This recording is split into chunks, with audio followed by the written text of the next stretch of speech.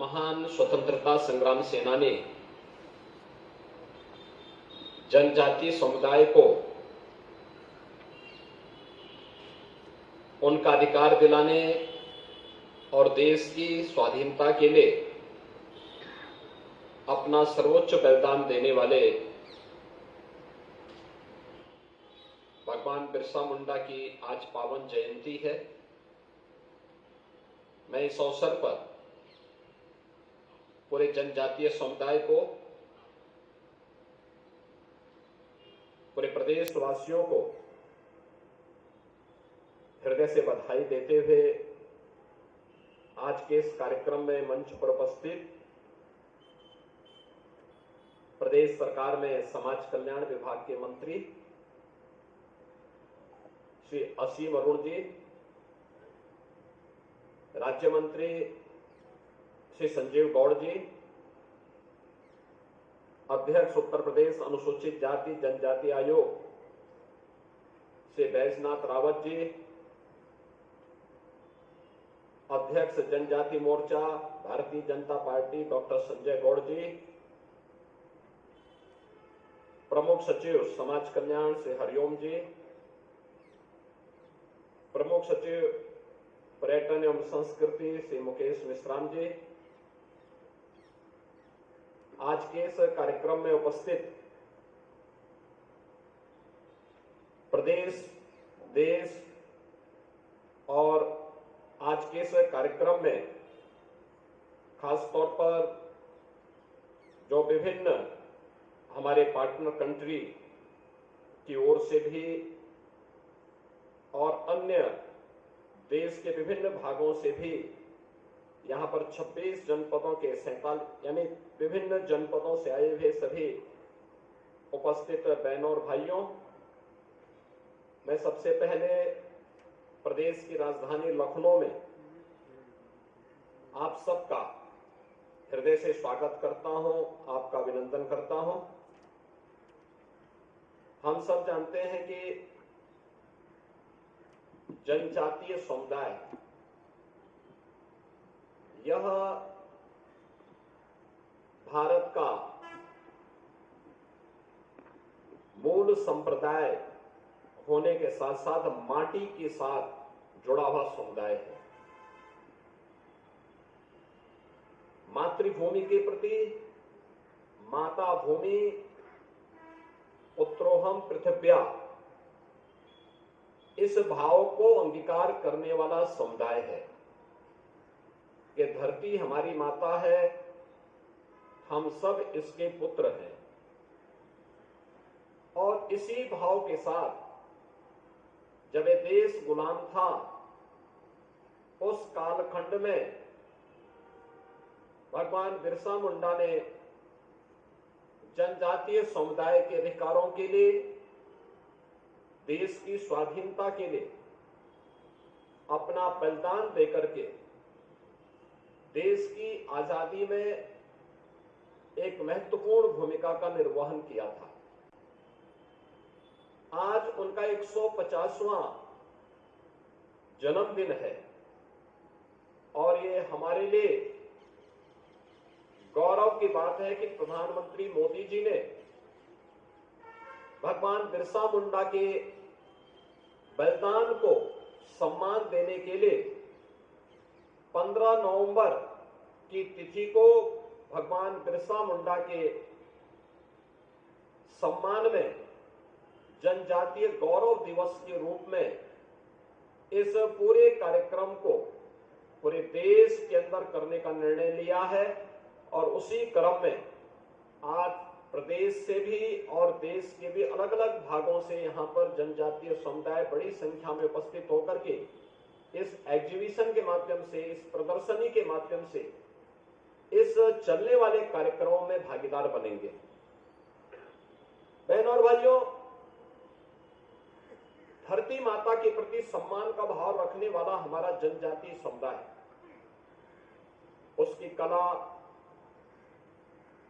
उसकी परंपरा, उसके अंदर जो एक धरती के प्रति, इस धरती माता के प्रति जो अनुराग का भाव है, इसको सम्मान देने के लिए आज डबल इंजन सरकार अनेक कार्यक्रमों को आगे बढ़ाने का काम कर रही है। वे कार्यक्रम अलग अलग स्तर पर अलग अलग प्रकार से संचालित हो रहे हैं और खासतौर पर जब हम देखते हैं, मुझे याद है 2017 में जब हमारी सरकार प्रदेश में बनी, जनजातीय समुदाय बहुत सारी योजनाओं से वंचित था। उससे पहले की सरकारों के एजेंडे का हिस्सा ही नहीं बन पाया था और इसीलिए सरकार ने एक अभियान चलाया कि चाहे वह थारू हो, कोल हो, चेरो हो, गौड़ हो, बुक्सा हो, ये जितनी भी ये जातियां होंगी, इन सभी के लिए हम लोग सेचुरेशन के 100% लक्ष्य को प्राप्त करने की दिशा में कदम उठाएंगे। और मुझे इस बात की आज प्रसन्नता होती है कि सेचुरेशन की यानी सभी योजनाओं से उन्हें संतृप्त करने के लिए जो अभियान हम लोगों ने 2017-18 में प्रारंभ किया था, आज वह पूरी गति के साथ आगे बढ़ रहा है। आज आप देख रहे होंगे कि वनों के अंदर रहने वाले, प्राकृतिक संसाधनों पर निर्भर करने वाले, अपनी संस्कृति और अपनी परंपरा के साथ साथ अपनी माटी के साथ अनुराग रखने वाले इन बंधुओं ने ही भारत के प्राकृतिक संसाधनों की रक्षा विपरीत परिस्थितियों में की। और देश के अंदर भी, प्रदेश के अंदर भी, उत्तर प्रदेश के अंदर लगभग 11 जनपद ऐसे हैं जहां पर जनजातीय समुदाय रहता है, कम या ज्यादा संख्या में। सर्वाधिक सोनभद्र से हैं, शेष अन्य जनपद ऐसे हैं जहां पर कम या ज्यादा मात्रा में लोग रह करके उन्हें समाज के साथ योजनाओं की विभिन्न लोक कल्याणकारी योजनाओं से जोड़ने के भी कार्यक्रम चल रहे हैं। आज उन्हें प्रधानमंत्री आवास मिल रहा है, हर घर शौचालय की योजना से आच्छादित किया जा रहा है, ग्रीन ईंधन के रूप में उन्हें एलपीजी के कनेक्शन दिए जा रहे हैं, वृद्धावस्था पेंशन या निराश्रित महिला पेंशन या दिव्यांगजन पेंशन से उन्हें आच्छादित किया जा रहा है। हर जरूरतमंद के पास अपना राशन कार्ड हो, हर जरूरतमंद के पास 5 लाख रुपए के स्वास्थ्य बीमा का एक कवर उसको प्राप्त होता हुआ दिखाई दे। जहां ये सब कार्यक्रम आगे बढ़ाए गए हैं, वहीं साथ साथ वीर एकलव्य के नाम पर चलने वाले विद्यालयों की भी एक लंबी श्रृंखला उन सभी क्षेत्रों में स्थापित करने के कार्यक्रम और आश्रम पद्धति विद्यालयों के निर्माण के कार्यक्रम के माध्यम से भी उनके बच्चों को अत्याधुनिक शिक्षा प्राप्त हो सके, इसके लिए सरकार के स्तर पर अनेक कार्यक्रम चलाए जा रहे हैं। उन योजनाओं का परिणाम है कि उनमें से बहुत सारे लोग आज समाज और राष्ट्र के द्वारा चलाए जाने वाली इन योजनाओं का लाभ लेकर के आर्थिक स्वावलंबन की दिशा में तेजी के साथ आगे बढ़ा है। एक तरफ उन्हें आर्थिक रूप से समृद्धि के पथ पर अग्रसर करना, लेकिन साथ साथ उसकी विरासत और उनकी संस्कृति हर हाल में सुरक्षित रहे, उसे संरक्षित करने के लिए भी सरकार के स्तर पर अलग अलग स्थानों पर म्यूजियम बनाए जा रहे हैं।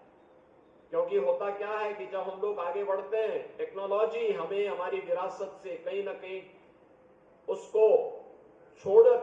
उससे छुटकारा दिलाती है, लेकिन हमें तकनीक अपनानी है, लेकिन अपनी विरासत से मोहभंग नहीं होने देना है। और इसी बात को लेकर के सरकार के स्तर पर जो प्रयास प्रारंभ हुआ, उसका परिणाम आज इस रूप में आ रहा है। इमलिया कोडर जनपद बलरामपुर में एक भव्य म्यूजियम बना है, मुझे वहां जाने का अवसर प्राप्त हुआ। थारू जनजाति से जुड़े हुए लोग वहां पर उस म्यूजियम के माध्यम से जनजातीय समुदाय के जुड़ी हुई संस्कृति, उनकी परंपरा, प्राचीन काल से उनकी क्या क्या पद्धतियां रही हैं, इन सबको वहां देख सकते हैं। बहुत अच्छा म्यूजियम वहां पे बना हुआ है। संस्कृति विभाग ने समाज कल्याण विभाग के साथ मिलकर के उसको आगे बढ़ाया है। ऐसे ही सोनभद्र में भी आज एक म्यूजियम का निर्माण, और भी अन्य जनपदों में इस कार्यक्रम को आगे बढ़ाने का कार्यक्रम सरकार युद्ध स्तर पर डबल इंजन की सरकार इसको बनाने का काम कर रही है। बुक्सा जनजाति बिजनौर में रह रही है, उनके लिए भी शासन की योजनाएं वहां तक पहुंच जाए। और मुझे बताते हुए प्रसन्नता है कि आज जहां सोनभद्र में आश्रम पद्धति विद्यालय का जो लगभग 48 करोड़ रुपए की लागत से बना है, जहां उसका लोकार्पण का कार्यक्रम आज संपन्न हुआ है, वहीं साथ साथ बिजनौर के बुक्सा जनजाति से जुड़े हुए लोगों को भी योजनाओं से आच्छादित करने का जो क्रम हम लोगों ने महामहिम राष्ट्रपति जी के आगमन के दौरान प्रारंभ किया था, आज वह अपने लक्ष्यों को प्राप्त कर रहा है। हर हाल में बिना भेदभाव के शासन की योजना का लाभ समाज के हर तबके को प्राप्त हो, यह किसी भी सरकार की एक प्राथमिकता होनी चाहिए। और प्रधानमंत्री मोदी जी ने इन्हीं भावों के साथ इस देश के अंदर देशवासियों को एक मंत्र दिया था, और वो मंत्र दिया था सबका साथ और सबके विकास का। ये सबका साथ और सबके विकास का भाव यही है कि हम लोग